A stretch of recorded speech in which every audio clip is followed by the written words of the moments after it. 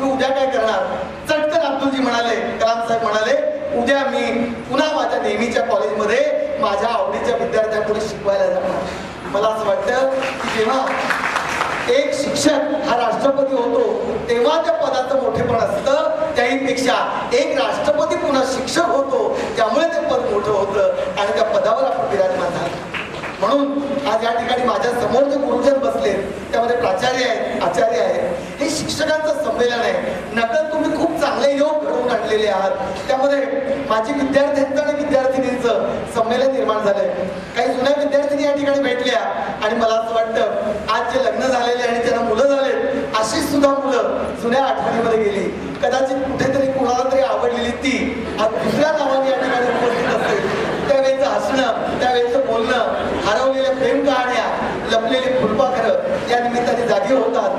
हेच तर जीवन असतं ना, हेच तर जीवन असतं, हेच तर जीवन असतं. आणि तोच वर्ग तीच शाळा तीच वाट नेहमीची, तोच वर्ग तीच शाळा तीच वाट नेहमीची, तोच नकार अनेक प्रकार तीच चुकली डोळ्यांची. त्याच वेळी धीट होऊन पाऊल पुढं पडतं तर, त्याच वेळी धीट होऊन पाऊल पुढं पडतं तर, संकोचाचं धुसर धुकं मध्येच आलं नसतं तर, त्याच वेळी सगळं व्यक्त करता आलं असतं तर, त्याच वेळी सगळं व्यक्त करता आलं असतं तर, त्याच वेळी जे व्यक्त करता आलं नाही आणि आता आपल्यालाच 17-18 वर्षाची मुलं असल्यामुळे आता व्यक्तच करता येणं अशा प्रकारे हे सगळं एक प्रेमाचं मुलीजनांचं संमेलन आहे आणि त्यामुळे अनेक तऱ्हेचे पदर त्या कार्यक्रमाला आहेत. अतिशय उत्साही आणि उल्हासमय वातावरणामध्ये त्या कार्यक्रमाची सांगता होणार आहे. मित्र, मला असं वाटतं की संस्थेतून आता जरी कागदावरून ते निवृत्त होत असले, आता कदाचित आत्ताची जी मंडळी आहेत, संस्थेचे अध्यक्ष आहेत, पदाधिकारी आहेत, या सगळ्या मंडळींना थोडी चुटपूट लागेल आणि ती चुटपूट लागणे महत्वाचं आहे. पुष्कळदा काय असतं, एखादी व्यक्ती जेव्हा आपल्यात असतेच, एखादा लांबण दिवस तेवत असतोच, त्यावेळेला त्याचा प्रकाश आपल्याला पुरेसा घेण्याचं भान आपल्यात नसतं. कदाचित ती आपल्यात असते, ती लोकप्रियता असते. त्या लोकप्रियतेविषयी आपल्याला मानव सुलभ वेगवेगळ्या भावना असतात. मला असं वाटतं की आता समाजाचा शिक्षक समाजाकडून निघताना वर्ग नावाच्या समाजाकडे पुन्हा समाजाचं वर्गमूळ शोधायला पुन्हा तो तुमच्याकडे आलेला आहे आणि त्यामुळे इंद्रायणीचं हे सकल जळ ही ज्ञान इंद्रायणी पुन्हा जगताप सरांचा उपयोग हा वेगवेगळ्या माध्यमांनी करून घ्यायला उत्सुक आहे आणि त्याची छान सुरेख नांदी आता आपल्या आदरणीय माजी आमदारांनी दिली आणि त्याच्यामुळे आम्हा सगळ्यांचं मन हे भरून आलं. मित्र, हा सत्कार का होतो, ही गाडी देवीची का वाटते, हा पुष्पगुच्छ समोर तो तुमच्या आहे, इतका अप्रतिम पुष्पगुच्छ की वसंत ऋतूला सुद्धा हेवा वाटावा इतका छान पुष्पगुच्छ इथले विद्यार्थी तुमच्यासारख्याला का देतात, याचं कारण खरंच पुष्कळ वेळा जे आपल्याला गमावल्यासारखं वाटतं ना, ते खरं गमावलंय. आज जगताप सरांच्या 2 कन्या या ठिकाणी आहेत. या 2 कन्यांना, रोहिणीताईंना मी मित्र म्हणून, स्नेही म्हणून सांगून सांगतोय, प्रेमाने सांगतोय. आज आपल्याला कदाचित असं वाटत असेल, असे अनेक तुमच्या संसारावर एक क्षण असतील की मुलींच्या वाढदिवसाच्या दिवशी सर एक्स्ट्रा पिरियडला गेले असतील, लग्नाचा वाढदिवस असेल, रोहिणीताई म्हणाले असतील कदाचित किंचित लाजून तरी थांबा ना, आणि नसेल त्यांना थांबता आलं. पण हे जेव्हा ते क्षण सगळे गेले असतील तेव्हा थोडासा त्यांना राग आला असेल. पण आज हे जे कुटुंबीय आहेत, तुमचे उरलेले नातेवाईक आहेत, ते घरी जाताना गेल्यावर म्हणतील, त्यांना त्या म्हणतील, अहो मुली म्हणतील, बाबा आम्हाला वाटलं होतं पण आज आम्ही पाहिलं, त्या पुष्पगुच्छातून मन पाहिलं आणि मनाचा पुष्पगुच्छ पाहिला. खरंच आम्हाला बाबा आज कळले, आज मला माझा पती आज कळला. आणि त्यांच्या डोळ्याचं ते लागली पाणी या ठिकाणी दिसतंय. शिक्षक मित्र, मुद्दामून या ठिकाणी मी सांगेन की या निमित्ताने आज आपण ठरवूया, तुमच्या सकट मी ठरवेन. मी अजून काही वर्ष अध्यापन करणार आहे. मी माझ्या लेखनातून अध्यापन केलं आणि मी माझ्या अध्यापनातून लेखन केलं. माझ्या अनेक पुस्तकांचा उल्लेख या ठिकाणी झाला. माझ्या पुस्तकाचं कुठलंही पान कुठलंही वाचलं तरी तुमच्या लक्षात येईल की दवणे केवळ लिहित नाही, ते सांगत असतात. बोलताना तुम्हाला वाटत असेल पुस्तक वाचतायत की काय, कारण मी ते बोलत असतो. मित्रमैत्रिणींनो, याचं कारण शिक्षक कधीच पार्ट टाइम नसतो. ज्याप्रमाणे आई पूर्णवेळ आई असते, बाबा पूर्णवेळ आई असतात, त्याप्रमाणे शिक्षक कधी पार्ट टाइम नसतो, तो पूर्णवेळ असतो. आणि पूर्णवेळ असतो ना, तोच शिक्षक गुरु असतो. हे या ठिकाणी आपण पाहायला पाहिजे. शिक्षक माहिती देतो, गुरु ज्ञान देतो. शिक्षक अनुक्रमणिका पूर्ण करतो, गुरु जीवन पूर्ण करत असतो. शिक्षक अनेकदा लौकिक मिळवून देतो, गुरु अलौकिकाकडे देतो. शिक्षक मुलाला चेहरा देतो, गुरु त्यांना व्यक्तिमत्व देतो. शिक्षकाला पगार मिळतो, गुरुला मानधन मिळतं आणि ते मनधन असतं. आणि ते तुम्ही या निमित्ताने दिलं, याच्यापेक्षा वेगळा दुसरा कुठला सत्कार पाहिजे. जेव्हा सुनीलजी आणि सगळी मंडळी माझ्या घरामध्ये आली होती आणि मला असं वाटत होतं कारण माझा फोटो तो या मंडळीने काढला, पण त्यांचा फोटो मला काढायचा होता. आणि तो काढायचा तो कुठला, त्यांच्या वाहणाऱ्या डोळ्यांचा, त्यांच्या भावनांचा. पण खरं सांगू, अगदी खरं सांगतो, वस्तूंचे फोटो काढता येतात पण भावनांचे काढता येत नाही. खऱ्या सुखाचा कधी फोटो काढता येतो का? नाही काढता येत. आणि हे सगळं धन आम्ही पाहिलं. जगताप सर, मला फार आनंद वाटला. बऱ्याच वर्षांनी मी जिकडे तिकडे हिंडतो फिरतो आणि मला कळत असतं खरं कोण खोटं कोण. मुखवटे तर इतके आहेत इतके आहेत इतके आहेत की मुखवटा कुठला आणि चेहरा कुठला हेही कळत नाही. राजकारणी लोक आपल्याला माहिती असतात, इथेही व्यासपीठावर सक्रिय आणि अतिशय करते चांगले राजकारणी आहेत, पण तेही मान्य करतील की त्यांना अपेक्षित राजकारण आज घडतं का, समाजकारण असलेलं राजकारण असतं का. शिक्षणामध्ये ते इतकं गेलंय इतकं गेलंय इतकं गेलंय की शिक्षक पण नकळत पुढाऱ्यासारखं वागू लागलाय, पुढाऱ्यासारखं दिसू लागलाय, पुढाऱ्यासारखं बोलू लागलाय. मला असं वाटतं शिक्षकांनी व्रतस्थच असलं पाहिजे. शिक्षक हा व्यवसाय हा स्वधर्मच असा आहे की त्यांनी व्रतस्थच असलं पाहिजे, तर तिथे टिकायचं असतं. त्यांचं नाव हे पु ल देशपांडेच्या चितळे मास्तरांसारखं अमर होतं. चितळे मास्तर या व्यक्तिरेखेमध्ये पु ल देशपांडेंनी त्या व्यक्तिरेखेचा शेवट अतिशय बोलका केलाय, अतिशय बोलका केलाय. एका विद्यार्थ्याच्या अपंग मुलीला चितळे मास्तर खेळवतायत. ती अपंग आहे, चाकांच्या खुर्चीत ती बसलेली आहे. आणि चितळे मास्तर कशासाठी हिंडतायत तर निवृत्त झाल्यानंतर सुद्धा शाळेच्या इमारतीसाठी देणगी मागायला चितळे मास्तर आलेले आहेत. आणि मग गप्पा रंगतात, बोलतात. अनेक पाहुणे आलेले आहेत. चटकन चितळे मास्तर मुलांना म्हणतात, पुरुषा म्हणजे पुरुषोत्तम नाव ना, पुरुषा अरे खाली जा आणि माझ्या चपला आण बघू, मी त्या खालीच ठेवल्या आहेत. पु ल देशपांडेंनी त्या व्यक्तिरेखेचा शेवट केलाय. चप्पलांच्या त्या प्रचंड ढिगाऱ्यातून चितळे मास्तरांची चप्पल शोधणं मला मुळीच अवघड गेलं नाही, कारण कुठल्याच चप्पलांच्या टाचा इतक्या झिजलेल्या नव्हत्या. कुठल्याच चप्पलांच्या टाचा इतक्या झिजलेल्या नव्हत्या. रसिक हो, लक्षात ठेवा, शिक्षकाचा दागिना केवळ कपडे, त्याच्या अंगावरती दागिने, त्याच्या 10 बोटातले 8 अंगठ्या, त्यांनी लावलेलं परफ्यूम नसतं, लौकिक नसतं, काही नसतं. त्याची बडबड फरफट. खरंच शिक्षक संपताना पण सुरू होतो. शिक्षकाचं आयुष्य जिथे कमी होतं तिथे विद्यार्थ्याचं वाढतं. अशा चिकित्सकांनी हे राष्ट्र निर्माण केलं. स्वातंत्र्यपूर्व काळामधला सगळा इतिहास हा शिक्षकांच्या त्यागाचा इतिहास आहे. लोकमान्य टिळक आहेत, आगरकर आहे, शिवपरांजपे आहेत, चिपळूणकर आहेत. किती बोलू आणि किती नावं सांगू, वेळ तुम्ही मला कमी दिलाय. पंचायतीला जायचं कबूल केलंय. मित्रो, अशा सगळ्या शिक्षकांनी हे राष्ट्र घडवलं. आणि आता समारोपाकडे मी वळीन आणि इथल्या गुरुजनांना मी सांगेन की आता पुन्हा एक नवं राष्ट्र निर्माण करण्याची वेळ येऊन गेली. याचं कारण आजच्या काळामध्ये केवळ अनुक्रमणिका पूर्ण करणारा हमाल असा जो असेल तो शिक्षक नव्हे, त्यांनी जीवनाला स्पर्श केला पाहिजे. आणि तुम्ही असं म्हणू नका की अरे मी मराठीचा कुठे आहे, मी तर कॉमर्सचा आहे, मी तर सायन्स आहे, माझं मी कसं शिकू. तुम्ही तर मराठीचे लोक वेगवेगळ्या बाबतीत बोलू शकता, आम्ही काय बोलू शकू नाही. 15 दिवसातले 14 दिवस तुम्ही पुस्तक शिकवा, पण त्यातला 1 दिवस तरी जगणं शिकवा, हे मी तुम्हाला म्हणतो. याचं कारण शिक्षक मित्र हो, हरवलेली प्रसार माध्यमाची जी दिशा चुकलेली आहे, ऊर्जा प्रचंड नव्या पिढीकडे पण दशा होते आहे. काय आहे, तोंडात च्विंगम, कानामध्ये रिंगा घातलेल्या, केस रंगवलेले अशा तऱ्हेची मुलं आपल्या समोर दिसत आहेत, ज्याच्यामध्ये रियालिटी नाही असे रियालिटीचे शो आहेत. कुठल्या तरी फडतूस नटीच्या स्वयंवरासाठी सगळा भारत थांबून राहतोय. आणि यशाची किती भयंकर आहे. कुठल्या तरी नको त्या मालिका ज्याच्यामध्ये सूड, ज्याच्यामध्ये सेक्स, ज्याच्यामध्ये हिंसाचार हाच आत्मा होतोय. पूर्वी घर एक मंदिर होतं, आता घर एक थिएटर आहे. होम थिएटर आपण म्हणतो, कौतुकाने सांगतो की आमच्याकडे होम थिएटर आहे आणि आमच्या घरामध्ये आम्ही रोज सिनेमा बघतो.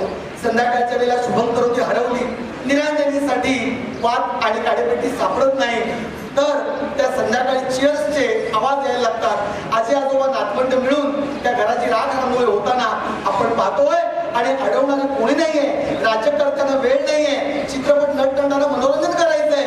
काय होणार आहे पुढे, काय नेमकं होणार आहे? लक्षात ठेवा, एक स्वातंत्र्य ब्रिटिशांचं होतं की जे घालवणं तसं सोपं होतं. हे वैचारिक पारतंत्र्य आहे. दहशतवादी सीमेवरून येतात तेव्हा ते परतवता येतात, पण जेव्हा सांस्कृतिक दहशतवादी असतात तेव्हा ते परतवणार नसे. आणि त्यामुळे शिक्षकांनीच, पालकांनीच हे काम केलं पाहिजे, विद्यार्थ्यांनीच केलं पाहिजे आणि अशा अधिकाऱ्यांनी केलं पाहिजे. सुनीलजी आणि चंद्रभान यांच्यासारख्या हेच काम आहे. लक्षात ठेवा, हेच काम. उपयोग काय संपत्तीचा? संपत्ती सुद्धा गैरमार्गाने जास्त झाली की संपत्तीची आपत्ती केव्हा होते कळत नाही. साखर चमचाभर गोड असते, पण पोटभर खाल्लं तर मात्र प्रेतयात्राच काढावी लागते. आज तसंच झालंय. देशामध्ये नको त्या संपत्तीचा, नको त्या सुखाचा अतिरेक झालाय, अतिरेक झालाय. इतकं सुख, इतकं सुख. जगताप सरांसारखे शिक्षक संघर्षातून उभे राहिले. त्यांच्या समोरच्या आणि माझ्या समोरचा शिक्षक वृंद संघर्षातून उभा राहिला. सुनीलजी आणि त्यांचे मित्र सांगतील, त्यांचं आयुष्य त्यांनी सांगायला घेतलं तर सांगतील की रात्रभर जीवाचा दिवा करून ही मुलं शिकली रे. पण आज आपल्या मुलांच्या पुढे तो संघर्ष नाही, 2 वेळचा संघर्ष नाही. पॉकेट मनीनी कमरेला कंबर फुटावी अशा प्रकारची आपली मुलं जगतायत. सतत मनोरंजन नाही, मनोभंजन आहे. अशा काळामध्ये काम कुणी करायचं? कोण आहे? अशा वेळेला काम जगताप सरांसारख्यांचं मार्गदर्शन घेऊन जीवन शिक्षकांनी करायचं असतं. म्हणून मी तुम्हाला प्रार्थना करायला आलोय आजच्या या दिवशी. श्रावणातला हा शनिवार न कर्त्याचा न हो, कर्त्याचा हो. म्हणून या ठिकाणी मी हे सांगायला आलोय की जागे व्हा. एकदा वेळ गेलेली असते तो उपयोग नाही. नुसतं हसत खिदळत राहायचं, नुसतं मनोरंजन करत राहायचं. सारखं राजकारण, डावपेच, कोर्ट कचेऱ्या, हरवा-हरवी, सूड कुणाचं भलं झालंय? ज्याच्या जीवनात सूड त्याच्या जीवनात संगीत नसतंय. लक्षात ठेवा. आणि त्यामुळे वीणा झंकारायची असेल तर तारा स्वच्छ ठेवाव्या लागतात. काय ठरवलंय? काय करायचंय आपल्याला? काय कमवायचंय आपल्याला? आपलं घर म्हणजे संगमरवरी कबर होणार आहे का? काय करायचंय आपल्याला? आज हे करायचं कोणी? आज या निमित्ताने तळेगाव आणि परिसरातल्या या सुज्ञ आणि संवेदनशील नागरिकांना मी आवाहन करतो, खरंच जागे व्हा.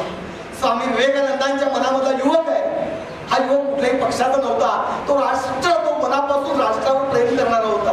मला असं वाटतं की पक्ष कुठलाही असो, पण त्या सगळ्यांचा लसावी, त्या सगळ्यांचं मर्म राष्ट्रभक्ती पाहिजे की नको, हे कोण ठरवणार? एकाच वाहिनीवर बॉम्बस्फोटाची दर्शन घडतात आणि लगेच दुसरीकडे हसिका हंगामा असतो. हे चित्र आपण बघतो, ते बदलायचं. हे का सांगतोय? हे विषयांतर नाही. याचं कारण असं, जगताप सरांनी जे विद्यार्थी घडवले त्यांच्या पुढची आव्हानं वेगळी होती. आज इथे जोशी सर आहेत, कांबळे आहेत, कदम आहेत, निकम आहेत, पाटील आहेत, जाधवबाई आहेत. यांचं नाव काही असेल, पण त्यांना नव्या काळातलं, नव्या युगातलं सुभाष जगताप व्हायचंय, हे आपण या ठिकाणी लक्षात घेतो. त्यामुळे मी सांगेन की आजचा शुभेच्छा समारंभ, आजचा कौतुक समारंभ हा एवढा पुष्पांचा खर्च, फुलांचा खर्च, शाली, श्रीफळ, नंतरचं जेवण हा फुकट जाणार नाही. हा जर रुजायचा असेल तर आपण काहीतरी निश्चय करूया, चांगलं वाचूया, चांगलं बोलूया आणि चेहऱ्याला व्यक्तिमत्व देऊया. लौकिकाच्या पलीकडे आपण अलौकिक होऊया. नाही तर काय होईल? गुणवत्ता यादी फक्त कागदावरची असेल, काळजावरची नसेल. परीक्षा किंवा तंत्र असेल, जगण्याचा मंत्र नसेल. अनुक्रमणिका पूर्ण होतील, पण माणूस मात्र अपूर्ण होईल. हे चित्र आज या ठिकाणी आपल्याला होत आहे. आणि म्हणून मला असं वाटतं की शिक्षक काय करतो याचं दर्शन या ठिकाणी घडलं. जगताप सर, जेव्हा माझ्या हस्ते तुमचा सत्कार झाला त्यावेळेला खरं तर सत्कार माझा होत होता. याचं कारण असं, आपण ज्येष्ठ आहात, आपण ज्ञानतपस्वी आहात. माझी इथं वाटचाल सुरुवात आहे. थोडंसं नाव असतं लेखनामुळे, काहीसं बोलण्यामुळे, पण मला आनंद वाटला, आश्चर्य वाटलं. का बरं मला बोलावलं असेल? इथे एखादा मोठा मंत्री बोलवला असता, राजकारणी बोलवता आला असता, एखादा प्रसिद्ध नट बोलवला असता, आणखीन गर्दी आली असती, पण मलाच का बोलवलं? मला असं वाटतं की मलाच बोलवावं असं वाटलं. याचं कारण सरस्वतीला या निमित्ताने मला प्रसाद द्यायचा होता, म्हणून ही संधी मिळाली. आणि खरं सांगू, दुसरं एक नातं असं आहे की एक मी कवी आहे आणि या ठिकाणी जगताप सर सुद्धा एक कवी आहे.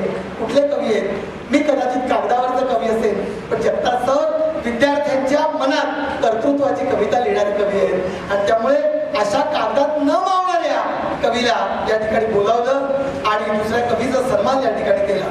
मित्र, गमती जमती झाल्या, बोलणं झालं, संस्थेतल्या काही गोष्टी त्या प्रेमाने सांगितल्या गेल्या. या सगळ्याचा सकारात्मक वापर होऊन पुन्हा एकदा छान कुटुंब या ठिकाणी निर्माण झालेलं आहे. तसं ते होईल. आज आपण ठरवूया, सगळे ठरवूया माझ्या सकट, ते म्हणजे तुलनेने जगायचं नाही. तो शिकवतो तर मी शिकवेन, तो प्रयोग करतो का तर मी करीन. मला आठवतं की एखाद्या वर्गामध्ये मी जेव्हा प्रयोग करत असतो, कोणाला तरी बोलवत असतो, नवीन काहीतरी करत असतो, तेव्हा माझा एखादा काळजीवाहू सहकारी मला सांगतो, दवणे एवढं कशाला करतं मुलांसाठी? म्हटलं का अहो कॉलेज तुम्हाला वापरतंय. मी त्यांना लगेच सांगतो उपयोगी आहे म्हणून वापरताय. जे भांड वापरत असतं ना त्याच भांड्यावर दूध ठेवतात, जे भांड वापरत नसतं त्यात दूध कळतं. म्हणून पात्र पाहिजे.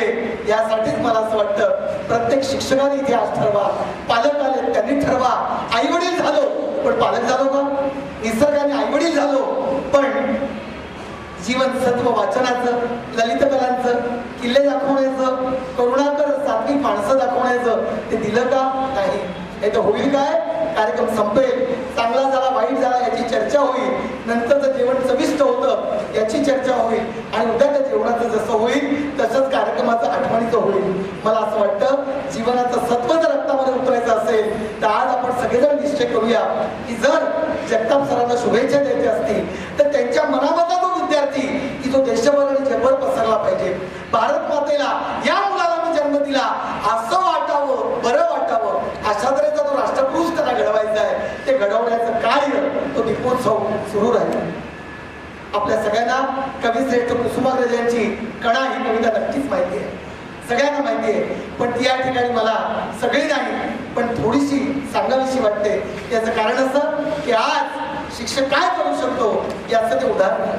जेव्हा महापुरामध्ये सगळं वाहून जातं आणि ते वाहून गेल्यानंतर सगळी कहाणी जेव्हा विद्यार्थी सांगतो, शिक्षकाला काय वाटतं? तेवढं सगळं सांगितलं याचा अर्थ काय आहे? काहीतरी आर्थिक मदत मागायला आला. पण तो कुसुमाग्रजांचा विद्यार्थी असतो, तो आदरणीय गुरुवर्य सुभाष जगतापाचा विद्यार्थी असतो. तो काय म्हणतो? तो म्हणतो खिशाकडे हात जातात, खिशाकडे हात जातात, हसत हसत उठला, पैसे नको सर, जरा एकटेपणा वाटला.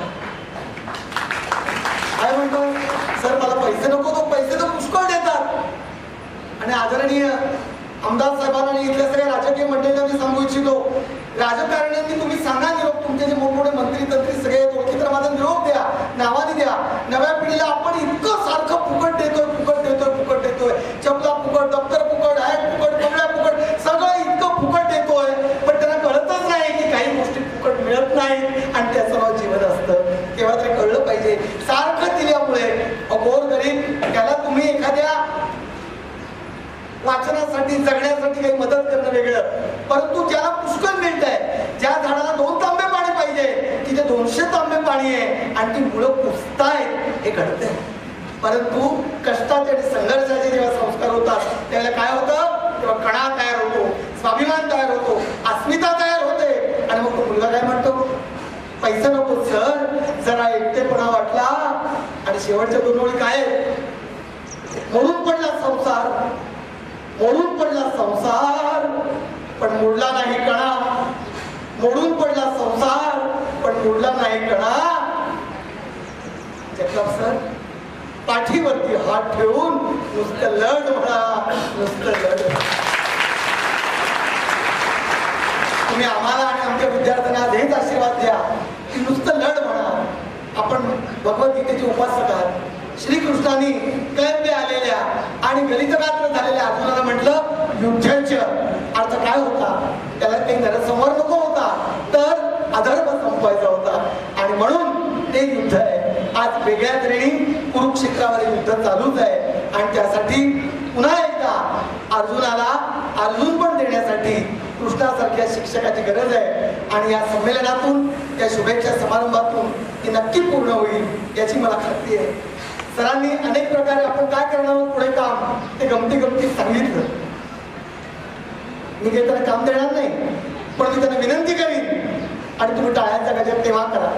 मी सांगेन जेव्हा तुम्हाला हवंय त्या पद्धतीने फिरून झालं, लेकीला वेळ देऊन झाला, पत्नीशी खूप राहिलेलं बोलून झालं, हे सगळं जेव्हा होईल ना त्यावेळेला मी 2 मुलींना सांगेन की बाबांना छानपैकी 400-500 कोरे कागद आणून द्या आणि एक छान पेन द्या. कशासाठी?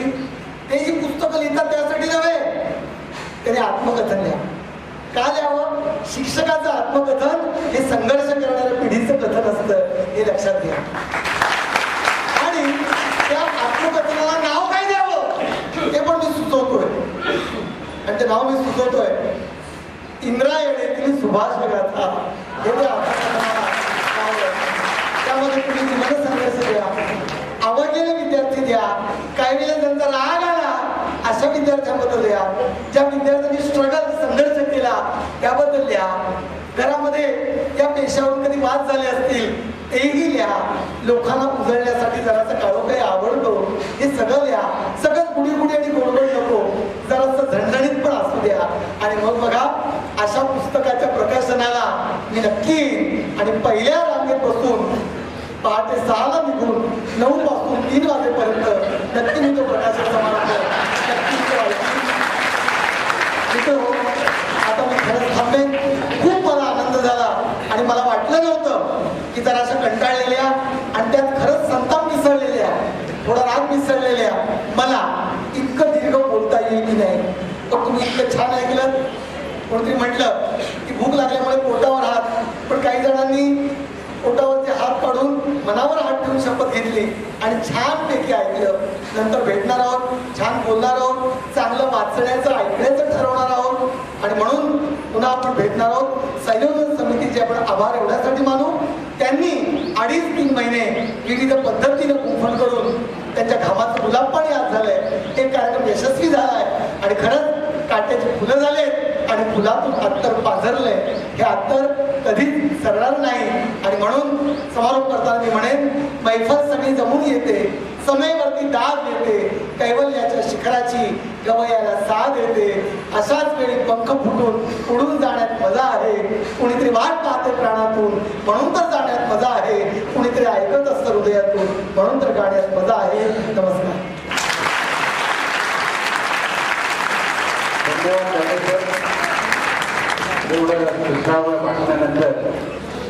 अतिशय आवडीची माझी भावगीताची सीडी टाळ्यांच्या गजरात मी